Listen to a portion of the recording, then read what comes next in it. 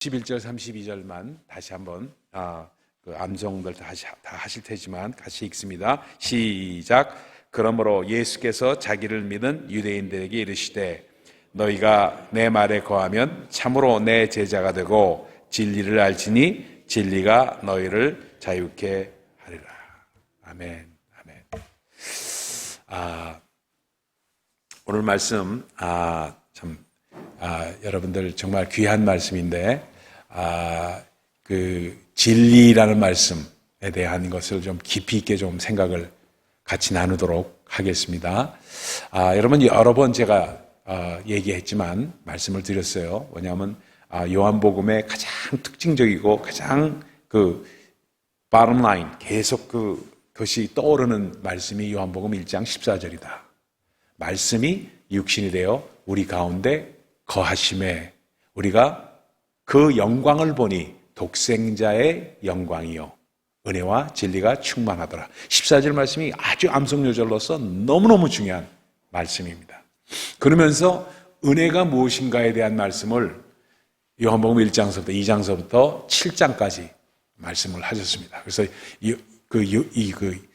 바로 그 은혜라는 것이. 근데 은혜와 진리가 충만하더라 했는데 은혜와 진리를 딱 구분해서 딱 설명하라고 그러면은 딱히 설명하기가 참 쉽지가 않은 그러한 그 개념입니다. 근데 은혜와 진리는 오버래핑 되는 부분이 참 많습니다. 은혜와 진리는 오버래핑 되는 부분이 많기 때문에 그래서 우리가 이렇게 참 구분해서 설명하기가 참 어려운 부분이 있습니다. 그러나 분명한 것은 오늘 말씀을 들으면은 이런 것이구나 하는 것이 더 깊이 있게 깨달아질 줄 믿기 때문에 오늘 말씀을 준비를 했습니다. 그리고 이 말씀이 너무나도 중요하기 때문에 이제 8장서부터는 요한복음이 진리에 대한 말씀을 나누십니다. 7장까지는 이 은혜에 대한 말씀을 나누시다가 8장서부터 진리에 대한 말씀을 쭉 하면서 진리가 우리 이스라엘 백성들에게 유대인들에게 적용됐을 때 어떠한 현상들이 일어났고 어떠한 일들이 일어났는가, 진리는 무엇인가에 대한 말씀이 계속 나오면서 나중에 성경이 어떻게 끊느냐면 진리가 무엇이냐 하는 빌라도의 역설적인 질문, 세상 사람의 역설적인 질문으로 이 복음서가 끝이 난다고 봐도 과언이 아닙니다. 그렇게 요한복음이 진행이 되고 있습니다. 그러다 보니까 그럼 진리가 무엇이냐? 진리는 헬라 말로 하면 베리타스라고 합니다. 그래서 베리타스 룩스미아, 진리는 나의 빛이다 하는 말씀이 그 서울대학교 나오신 분들은 진리는 나의 길, 베리타스 룩스미아라고 이 교보에 이렇게 그 있죠. 그걸 뭐라 그러죠? 교포? 하여튼 그런 게 있잖아요. 로고에 이렇게 있죠. 베리타스 룩스미아라고 이렇게 있잖아요. 근데 이 진리는 헬라 말로는 알렉세이라고 합니다. 근데 그 말 언어 자체가 중요한 게 아니라 진리가 그럼 무엇이냐 하는 말씀 가운데 아주 중요한 말씀이 있습니다. 가장 중요한 것이 fact와 truth, 사실과 진리. 사실은 진실이죠. 사실과 진리는 다른 겁니다. 물론 진리는 사실을 포용합니다. 그러나 엄연히 차별이 있어요. 진리는 차별이 있습니다. 사실과 차별이 있어요. 어떤 면에서 차별이 있냐? 이걸 잘 아시면 좋습니다. 예를 들어서 사실은 우리가 알고 있는 사실은 뭐냐면 2 더하기 3은 5가 사실입니다. 그렇죠? 2 더하기 3은 5입니다. 그렇죠? 그리고 제가 체중이 183파운드입니다. 180파운드예요. 180에서 183파운드로 왔다 갔다 합니다. 그러면 사실이죠. 이건 다 사실이란 말이에요. 그런데 문제는 어디 있냐면은 그것은 하나의 조건상에서 나오는 것입니다. 2 더하기 3은 5라는 것은 십진법에 의해서 나온 겁니다. 그렇죠? 십진법일 때만 2 더하기 3은 5입니다. 그게 2진법이나 3진법이나 5진법이 되면은 답이 달라집니다. 답이 달라지죠? 그러니까 수학의 공식이라는 것은 우리는 사실이라고 받아들이지만 그 정황이 달라지면 얼마든지 답이 달라질 수 있는 것이 사실입니다. 그러니까 사실이 중요한 게 아니라 어떻게 인터프리테이션 하느냐가 더 중요하다는 말을 요즘 많이 하는 이유가 거기에 있는 겁니다. 사실 자체도 중요하지만 그 사실을 어떻게 인터프리테이션 하느냐, 어떻게 해석하느냐가 더 중요하게 우리에게 다가오는 이유가 왜? 정황에 따라서 사실은 그 결과가 달라질 수가 있기 때문에 그렇습니다. 그렇죠? 그게 바로 팩트라는 겁니다. 그러니까 제가 180파운드지만 그렇죠? 180파운드지만 달에 가면은 저는 불과 6분의 1분이 안 되잖아요. 그러니까 가벼운 사람이 돼버린단 말이에요. 그러니까 그와 똑같이 이렇게 정황이 컨디션에 따라서 conditional truth라는 말이 나오는 게 팩트입니다. 컨디셔널하다는 겁니다. 그런데 진리는 변하지 않는 거예요. 어떤 상황에서도 변하지 않는 게 진리입니다. 그게 진리예요. 그래서 진리라는 말씀은 절대 변함이 없는 말씀에서 진리라고 말합니다. 그러다 보니까 어떻게 얘기를 하냐 하면은 정말로 하나의 말씀이 진리고 하나님 그분이 진리이고 하나의 말씀이 진리인 것이 하나의 말씀은 진리니이다 하고 예수께서 고백을 하십니다. 하나의 말씀은 진리이다, 변하지 않는다는 것을 말씀하고 있습니다. 그러다 보니까 예수께서 또 뭐라고 말씀하시냐면 내가 곧 길이요 진리요 생명이다 하고 말씀을 하고 계십니다. 그러면서 성령께서 진리이심을 말씀하는 것은 성령은 바로 진리의 영이다. 그는 진리의 영이시니 하고 우리 주님께서 말씀을 하십니다. 그러면서 뭐냐, 세상이 능히 그를 어떻게 이길 수가 있겠느냐, 세상이 능히 그를 받지도 못하고 그리고 알지도 못하니 그는 바로 진리이시니라 하는 말씀합니다. 세상은 알지도 못하고 받지도 못하고 이기지도 못하는 것이 바로 진리라는 것을 말씀하시고 요한일서에는 요한 사도가 똑같이 또 말합니다.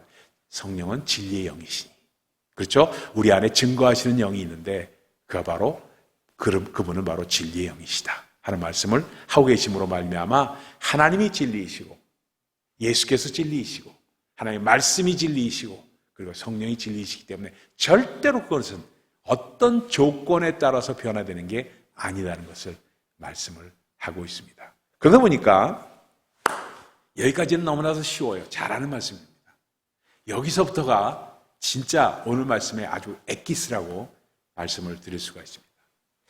왜냐하면은 그렇게 진리가 변함이 없다 보니까 정말 우리 주님께서는 사람들을 대할 때나 특히나 바리새인들을 대할 때 꼭 진리로 대하셨습니다. 진리로 대하셨어요. 그러니까 진리는 다른 말로 하면 이 세상을, 사실을 초월하는 법입니다. 초월하는 법이세요. 이 초월한다는 말씀으로 아주 정말 비근한 예를 한번 들어보겠습니다. 이런 얘기예요. 잘 들으세요. 이쪽으로 나가고 싶으면 마이크 때문에 안 되겠어요. 잘 들으십시오. 어떻게 잘 들어야 되냐면 우리 바리새인들은 예수께 나올 때 꼭 외통수 전략으로 나왔어요. 장기를 둘 때나 바둑을 때나 탁 받으면서 이건 외통수야 하잖아요. 이건 뼈도 박도 못하고 죽었다. 외통수, 그걸 외통수라고 말합니다. 그러니까 바리새인들은 예수 그리스도를 넘어뜨리기 위해서 외통수 전략으로 나왔습니다. 그렇죠? 외통수 전략으로 예를 들어서 보면 이래요. 아니, 선생님이라고 그랬죠. 랍비요. 그래서 뭐라고 그래서요? 우리가 가이사에게 세금을 내야 됩니까? 세금을 내지 말아야 됩니까? 세금을 내야 됩니까? 세금을 내지 말라고 하면 어떻게 돼요? 세금을 내지 말라고 하면 로마 법정에 끌려가는 거니까 이거는 반역죄로 잡혀가는 사람이 되고, 그 다음에 세금을 내라고 하면은 유대인들에게 지탄을 받고 세금을 조금이라도 어떻게든지 안 내려고 하는 유대인들로서는 아주 나쁜 그러한 지탄을 받을 수 있는 그런 외통수 전략으로 물어봅니다. 세금을 내야 됩니까? 하고 물는 거예요. 이 외통수 전략입니다. 그때 뭐라고 하세요, 우리 주님? 뭐라고 하세요? 동전을 하나 탁 드시면서 이 동전에 누구의 그림이 있느냐, 누구의 흉상이 있느냐? 가이사의 형상이 있나이다. 그러니까 뭐라고 그래요? 가이사의 것은 가이사에게, 하나님의 것은 하나님에게. 진리입니다, 진리. 진리로 세상을 초월하는 그 대화를 하시는 것을 볼 수가 있습니다. 이것뿐만 아니에요. 뭐든지 그렇게 외통수 전략으로 나왔습니다.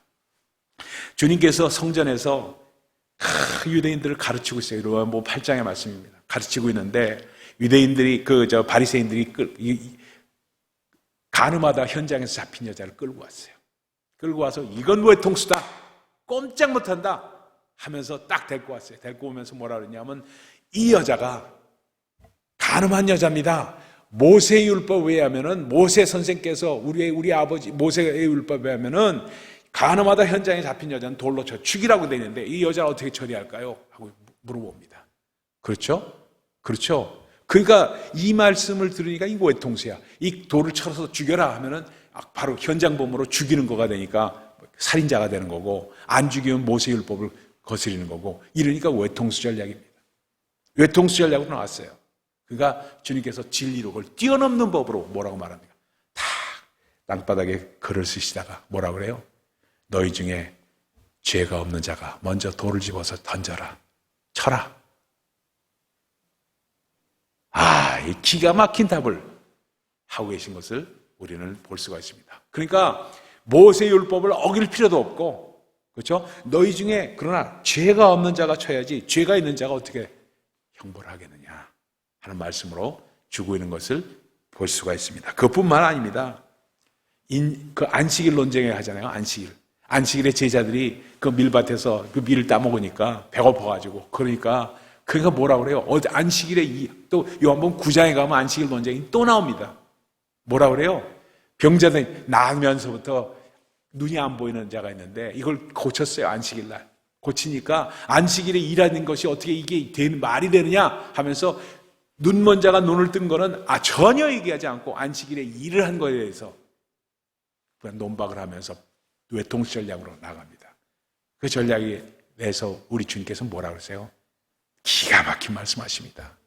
인자는 안식의 주인이라. 그 말씀을 하시면서 뭐냐면 하나님 아버지께서 안식일 날도 일하시니까 나도 일한다 하는 말씀하세요. 기가 막히게 말씀을 하세요. 그러니까 진리로서 뛰어넘는, 일반 논리를 뛰어넘는 것이 진리입니다. 일반 논리를 뛰어넘는 것이 진리예요. 일반적으로 우리가 생각할 때 이렇게 되지 않겠습니까? 상식선에서 나오는 얘기들을 뛰어넘는 것이 바로 진리라는 것을 알 수가 있어요. 그러면서 또 오늘 말씀 가운데 네가 아브라함보다 크냐?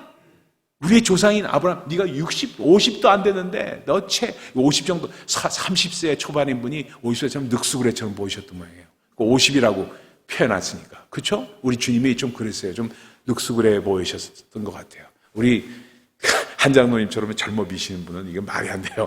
우리 주님은 조금 늑수그레하게 보이셨어요. 그래서 아주 늑수그레하게 보신 네가 50도 안 되는 사람이 어떻게 아브라함 너보다 크냐고 하느냐 하니까 뭐라고 얘기를 하세요? 아브라함 전에 내가 있느니라. 내가 있다. I am 이라는 I am the light of the world. I am the bread of life 하는 I am을 얘기하십니다. 나는 I am이다 하는 말씀. 하나님 스스로 있는 자다라는 말씀을 그대로 적용시켜서 진리로서 그 말씀을 대하시는 것을 볼 수가 있습니다. 그러다 보니까 유대인들의 이 바리새인들의 공박은 항상 일반적인 논리 그리고 상식선에서 공박을 하는 것으로 주님 앞에 다가왔던 것을 볼 수가 있습니다. 그래서 교회에서 어떤 그 논의가 어떤 일에 대해서 논의가 됐을 때 상식선에서 일을 처리하는 것은 절대로 안 된다는 것을 말씀드린 이유가 주님은 그렇게 하신 분이 아니시라는 겁니다. 그러다 보니까 변하지 않는 진리로서 말씀에 적용돼서 어떤 우리가 생각할 때 말씀이 그 근간이 되지 않고 기반이 되지 않는 그라운드가 되지 않는 그런 논리는 우리가 펼치지 말아야 되는 것이 교회에서 있어야 될 일이다. 그렇죠? 그러면 내가 이 말을 주장할 때에는 하나님의 말씀이 어떻게 되어 있기 때문에 이 말씀을 생각하면서 이 말씀을 한다는 그러한 논리가 적용되어야 된다는 것을 우리에게 알려주고 있는 것이 바로 진리의 초월하는 법이라는 뜻입니다. 그런데 일반 논리만 초월하지 않았어요. 일반 논리만 초월한 게 아니라 진리는 초월하는 법인데 세상의 자연법을 초월했습니다. 자연법을 초월했다 보니까 어떻게 되냐면 도대체가 있을 수 없는 일이 뭐예요? 처녀가 임신하여서 애를 낳는 그러한 엄청난 일이 진리의 법에서 있었던 겁니다. 그렇죠? 진리에서는 그것이 세상법을 초월하는 법이 있을 수가 있고 죽은 자가 살아나는 것, 눈먼 자가 눈을 뜨는 것, 그렇죠? 안진뱅이가 일어나는 것, 그렇죠? 병든 자가 일어나는 것, 이게 전부 뭐냐? 자연법을 초월하는 법을 말씀하고 있는 것이 바로 8장 이후의 사건들을 말씀하고 있습니다. 그러니까 세상의 자연법을 초월해서 우리에게 이적과 표적으로 나타나는 것이 바로 뭐 때문이냐? 진리 때문이라는 겁니다. 진리. 그러니까 이 진리가 되기 위해서 우리 주님은 진리가 되게끔 하시기 위해서 십자가에 돌아가셨어요. 십자가에. 그래서 이 진리에는 피가 묻히지 않으면 절대로 진리가 진리로 변하지 않는 진리가 될 수 없기 때문에 주님께서 하신 말씀이 온전하게 정말 세상의 진리로 남기 위해서 피를 묻히신 거예요. 그래서 보혈의 증거가 우리 가운데 있는 이유가 바로 거기 있습니다. 그래서 요한복음 요한일서 5장에 보면은 5장 5절에 보면 이런 말씀하세요. 요한 사도가 우리 안에 증거하시는 이는 물과 피라고 말씀하세요. 물과 피라. 이 피가 진리를 증거하기 때문에, 그리고 바로 그 피는 바로 성령의 증거이시니라 하는 말씀을 하는 이유가 바로 거기 있습니다. 그래서 이 진리가 되게끔 하시기 위해서 그렇게 하신 분이다 하는 말씀을 하고 계십니다. 근데 이 진리는 한 가지가 더 있습니다. 어떠냐 하면 진리는 바로 우리를 자유케 하는 법입니다. 진리가 너희를 자유케 하리라. 자유케 한다. 우리를 자유케 한다는 것은 뭘 자유케 한다는 뜻인가? 참 쉽지 않은 그런 표현입니다. 그렇죠? 우리는 뭐해서, 그러니까 유대인들이 바리새인이 금방 아니 우리가 아브라함의 자손으로서 우리는 자유한 사람들인데 아니 우리를 무엇으로부터 자유케 한다는 말인가 하는 표현을 금방 하고 있는 것을 볼 수가 있습니다. 그러다 보니까 바로 우리는 아브라함의 자손으로서 우리는 아브라함을 아버지라고 부르면서 우리는 정말로 자유로운 사람들이다 하는 말씀을 하고 있으니까 아니다. 너희는 자유롭지 못하기, 죄에서 자유롭지 못하기 때문에, 죄에서 일단 죄를 지으면은 죄의 종이 되기 때문에 자유롭지 못하다는 말씀을 하십니다. 그러니까 뭐로부터 자유로웠냐면 하나님의 진로로부터 자유스러워진다는 것을 말씀하고 있습니다. 하나님의 진로로부터. 그래서 모든 관계의 회복이 진리로 말미암아 이루어진다. 진리로 말미암아 이루어진다. 사례를, 아주 정확한 사례를 말씀드릴 수가 있어요. 우리 교회에서 일어났던 일이기 때문에 제가 말씀을 드리기가 참 곤란해서 말씀드리기가 어려운데, 관계가 이렇게 엉켜 있으면 말입니다. 서로 오해하고 있고 엉켜 있잖아요. 그것이 쌓이잖아요. 그 관계가 엉켜 있는 관계, broken relationship이라고 그러죠. 그걸 풀기가 참 쉽습니다. 마치 어떠냐 하면요, 실타래가 엉키면은 이걸 엉켜있는 실타래를 하나하나 풀어보신 분 계세요? 실타래를 풀어버리는 것이 얼마나 어려운지 모릅니다. 그렇죠? 하나하나 뽑아서 그걸 다 해야 되기 때문에 쉽지가 않습니다. 관계가 마치 그와 같아요. 관계가 엉켜 있으면은 이 사람 엉켜 있고 저 사람 엉켜 있고 서로 오해하고, 오해가 쌓이면 이런 오해 저런 오해가 쌓여 있거든요. 그것을 풀는다는 것이 너무너무 힘들 때가 있습니다. 무엇으로 그것을 엉켜진 실타래를 풀어 헤치느냐? 진리만이 가능합니다. 진리의 말씀이 적용될 때 가능합니다. 그렇기 때문에 다른 얘기를 할 필요 없이 진리의 말씀 가운데 적용되는 마음이 있게 되면은 그 관계의 어려움, 그래서 하나님의 진로로부터 얼마든지 풀어날 수가 있어요. 근데 문제가 있습니다. 여러분들, 우리가 꼭 기억하셔야 될 거예요. 뭐냐면 사람들이 믿음이 없다 보면 진리에 관심이 없어져요. 그러니까 진리에 적용받는다는 믿음이 있어야지 진리가 정말 관심이 있어지고 진리에 대해서 알고 싶어지고 진리를 적용받아지고 싶고 하나님의 말씀이 어디서 오는가를, 어디에 근거가 있는가를 찾고 싶고 이런 마음이 생깁니다. 내가 그러다 보니까 내 증상이 이런 증상이 있으면은 이런 증상이 왜 여기서 어디서 왔는가를 찾을 마음이 있다는 것은 믿음이 있다는 얘기고 진리에 적용되고 싶다는 마음이 있는 거예요. 근데 그것 자체가 없기 때문에 해결이 안 돼. 우리 교회에도 그런 분들이 혹시 있을지 몰라요. 오해하면서 오해를 풀지 않고 서로 그냥 보지 않은 채로 살아가는 사람들, 얼마나 불행한 건지 몰라요. 얼마나. 그러니까 계속 그런 식으로 살아가다 보니까 어떻게 되냐면 서로 오해한 채로 그냥 제가 뭐 나는 그냥 그걸 뭐라 해요? 그림자처럼 shadow people로 간주하는 거예요. 그냥 봐도 그냥 보나보다 하고서 그냥 지나가는 거예요. 부부간에도 그런 부부가 있습니다. 부부간에도. 그리고 교우간에도 그런 교우가 있습니다. 그리고 그냥 겉으로만 인사하고 겉으로만 그냥 저기 하고 뭐 이렇게 웃는 척하고 뒤에서는 저 사람하고 나하고는 I don't have anything to do with her. I don't have anything to do with him. 이런 마음으로 살아가는 것, 그게 얼마나 하나님께서 가증스럽게 생각하시는지 모른다는 사실을 알게 되면 절대 풀지 않으면 안 되는 문제들이에요. 그게. 여러분, 정말로 우리 마음 가운데 풀어야 될 실가닥이 너무나도 많다는 사실을 꼭 기억을 하셔야 됩니다. 그러다 보니까 우리가 죄인이라는 사실을 인정하는 거예요. 죄인이라는 것을 인정하지 않으면 절대로 그런 것들을 내가 무슨 내가 잘못한 거 없는데 하고 지나가면 그뿐이 되잖아요. 그러다 보면 항상 거짓으로 따르게 됩니다. 왜?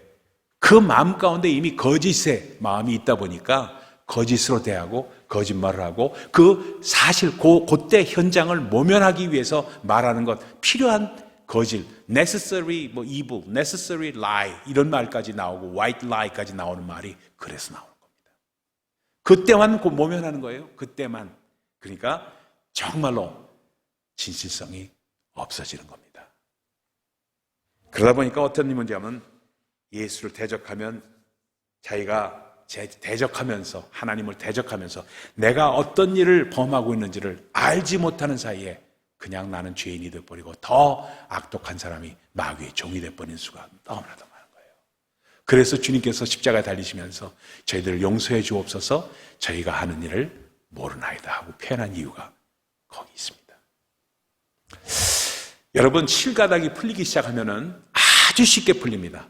그리고 진리에 적용되기 시작하면은 그 다음 우리의 삶이 정말 풍성해져서 요한복음 10장으로 넘어간 뭐예요? 내가 온 것은 양에게 생명을 주고 더욱더 풍성하게 하려 함이라 하는 말씀이 그대로 적용됩니다. 암송해야 될 말씀들이 너무너무 많은 것을 연결되는 거예요. 그러니까 성경이 그러니까 은혜와 진리가 충만하더라는 말씀은 그냥 거기서 끝나는 말씀이 아니세요. 계속해서 요한복음에서 그 말씀이 적용되면서 나가는 것을 볼 수가 있다. 그러다 보니까 정말로 우리는 어떤 거냐면 자유케 하는 법인데 하나님의 진로로부터 자유케 되고 그 다음에서 인생의 목적이 없이 방황하는 것부터 자유케 되는 겁니다. 방황으로부터의 자유예요. 방황으로부터. 아무 생각 없이 아무 목적 없이 우리 교포들 가운데 매일매일 사는 게 버겁고 힘드니까 그런 분들 많았어요. 지워주면 그런 분들 없을지 모르겠습니다만 가게 나가서 그냥 땅바닥에 헤딩하는 식으로 계속 일하고 집에 들어오면 다 피곤해. 귀찮으니까 밥 먹고 나서 비디오 하나 때리고 하나 보다가 또 보고 싶으면 하나 더 때리고 그리고 졸려가지고 자고 주일날에는 나와서 끄떡끄떡 졸고 그 생활에 반복된 사람들이 한두 사람이 아니에요. 한두 사람이 아니에요. 지금도 그런 사람 있는지 모르겠어요. 그렇게 사시는 분들 참 많았습니다. 그러면서 돈은 좀 쌓이고 안 쌓이면 또 어떻게든지 돈을 더 벌려고 하고 일의 노예가 돼서 그렇게 매일매일 살았어요. 그러니까 나가서 일하고 들어오면 귀찮아. 죄송합니다. 애를 돌아보는 것도 귀찮고 뭐 돌아보는 것도 귀찮고 밥 먹고 야 밥 먹자 하고 밥 먹고 비디오 하나 때려 오늘 뭐 재밌는 거 있나 하면서 때리고 이런 삶을 살았던 것이 뭐예요? 목적 없이 aimlessly 목적 없이 방황하는 삶을 사는 거예요. 진리를 알게 되면 그런 삶에서 벗어나게 됩니다. 진리가 우리를 자유케 하면서 정말 인생의 의미, 삶의 목적을 깨닫게 되는 이유가 거기에 있다. 그래서 적어도 저는 그것만큼은 잘하는 사람입니다. 뭐냐면 그렇게 사는 분들 그대로 내버려 두지 않아요. 그렇게 내버려 두지 않아요. 꼭 도전을 합니다. 그래서 이 진리는 우리에게 어떻게 오느냐? 굉장한 도전으로 처음에는 다가옵니다. 근데 진리가 우리를 자유케 하면서 점점 더 정말 우리는 행복한 삶을 살 수가 있게 됩니다. 무엇으로부터 또 해방되느냐? 우리를 자유케 하느냐? 죄의 권세로부터 우리를 해방합니다. 죄의 권세. 우리를 올가매는 죄.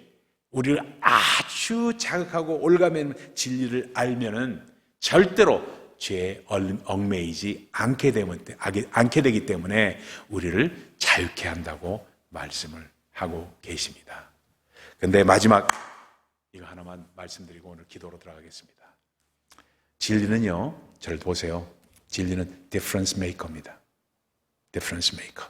우리 삶에 차별이 있게 만들어요.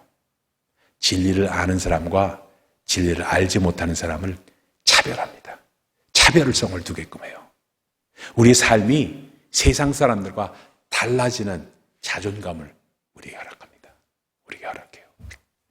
솔제니친의 일화가 있어요. 솔제니친이 그 포로 수용소에서 정말로 힘들게 무의미한 삶을 살고 있을 때였습니다. 내가 무의미한 삶을 살다 보니까 내가 이렇게 살 이유가 어디 있는가 해가지고 이 사람이 자살을 할 수도 없고 포로 소용소에서 그냥 총살을 당하는 것이 편하겠다 해가지고 철조망이 이렇게 쳐져 있잖아요. 철조망으로 걸어간 거예요. 철조망으로 걸어가면 어떻게 되냐면 철조망이 다가오면 그냥 그 자리에서 현장에서 그냥 위에서 그냥 쏴니까 총으로 쏘니까 죽는 거예요. 그냥 내가 총 맞아 죽는 게 낫겠다고 그냥 걸어간 거예요. 걸어가는데 앞에 다른 포로가 앞을 가로막은 거예요. 가로막으니까 이 사람이 왜 나를 가로막는가 싶어가지고 그 사람을 피해서 가니까 거의 가로막았던 사람이 일어나가지고 또 가로막은 거예요. 가로막더니 급하게 땅바닥에다 뭐를 쓴 거예요. 뭘 썼겠어요? 뭘 쓴 거예요. 뭘 썼는데 쓴 게 바로 뭘 썼냐면 피시마크 있죠. 피시마크를 그린 거예요. 피시마크를. 주는 그리스도시요 살아계신 하나님의 아들이다 하는 것을 그린 거예요. 그걸 자꾸 이건 무슨 뜻인가 했더니 러시아 말로 그걸 설명을 한 거예요. 그 사람이 땅바닥에 그걸 쓴 거예요. 그걸 가만 보니까 솔제니치는 하나님은 믿었지만 예수는 알지 못하는 상황에 있었는데 이 사람은 당신이 죽는다면은 우리에게 소망이 있다는 것을 알려야 될 당신이 죽으면 안 된다는 것을 가로막았던 거예요. 그거를 그 안병동이라는 그 책 있잖아요. 그 책에다 쓰면서 뭐라고 하냐면 자기는 자기 자신의 죽음을 자기가 자기 자신을 죽이려고 했던 것을 막았던 그 형제의 그 사랑을 그리스도의 현현이라고 표현하고 있습니다. 예수께서 나타나신 거라고 자기는 믿는다고. 그러면서 진리가 자기를 자유케 하면서 죽음으로부터 사망으로부터 가로막는 그 일을 하면서 디퍼런스 메이커가 되었다는 표현을 하고 있습니다. 여러분, 잘 보세요. 우리가 어떻게 하면은 진리의 사람이 되는가? 이걸 마지막으로 말씀드립니다. 진리의 사람이 된다는 다른 거 없어요. 하나님의 말씀을 잘 묵상하고 그 묵상의 깊이가 더하면 더할수록 그리고 삶 가운데 그것을 하나하나 적용해 나갈수록 어떻게 되냐? 디퍼런스 메이커가 됩니다. 내 삶이 변화되고 내 삶만 변화되는 게 아니라 내 입에서 나오는 말이 다른 사람의 삶을 변화시키는 역사가 있게 됩니다. 이게 진리의 사람이에요. 진리는 사람을 변화시킵니다. 사람을 변화시켜요. 진리는 사람을 변화시키기 때문에 이것이 아까 말씀드렸죠? 초월하는 법이라고 말씀드리면서 예수께서 진리로 이 바리새인들의 그 외통수전법의 전략에 대항하셨다는 그 말씀 가운데 그것을 사도 바울은 뭐라고 하냐? 말씀의 지혜의 은사라고 표현합니다.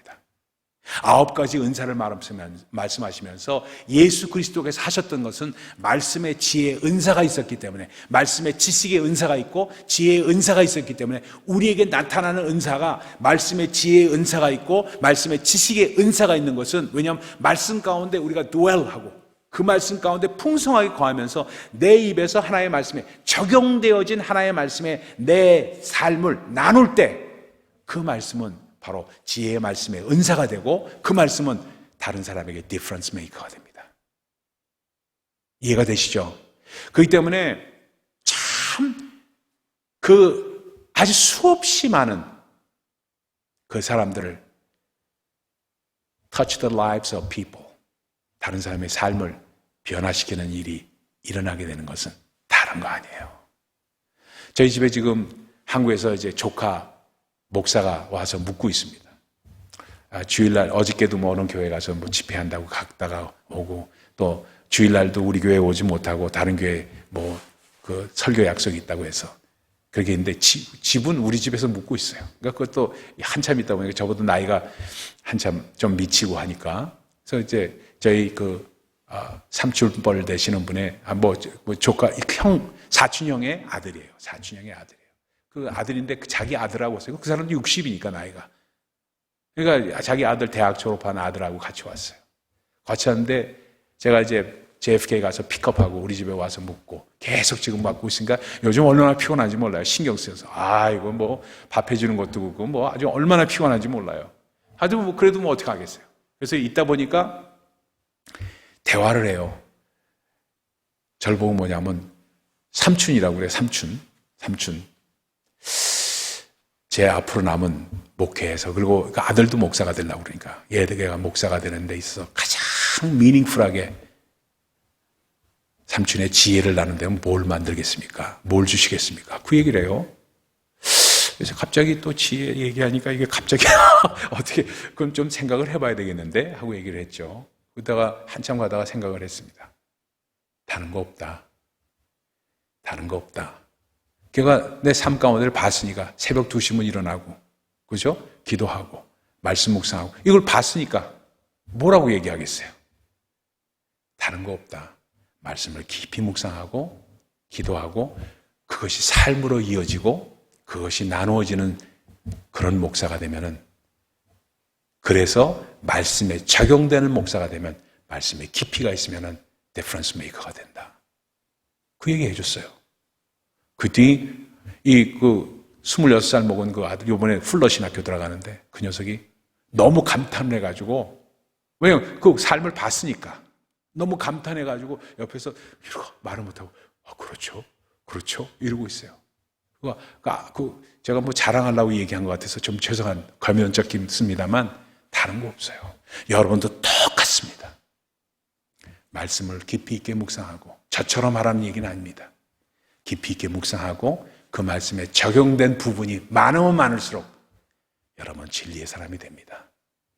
진리의 사람이 되고 여러분 입에서 나오는 말이 진리의 말씀이 되고 그것이 바로 지혜의 말씀의 은사가 되고 그리고 말씀의 지혜의 은사가 되고 말씀의 지식의 은사가 돼서 정말 다른 사람의 삶을 터치하고 변화시켜주는 그러한 진리의 사람이 된다는 것 기억하시기 바랍니다. 그래서 주 안에서 더욱더 풍성한 그러한 삶을 누리시는 우리 모두 되시기를 예수 그리스도로 축원을 드립니다. 너무 오랫동안 해서 미안합니다. 기도하겠습니다.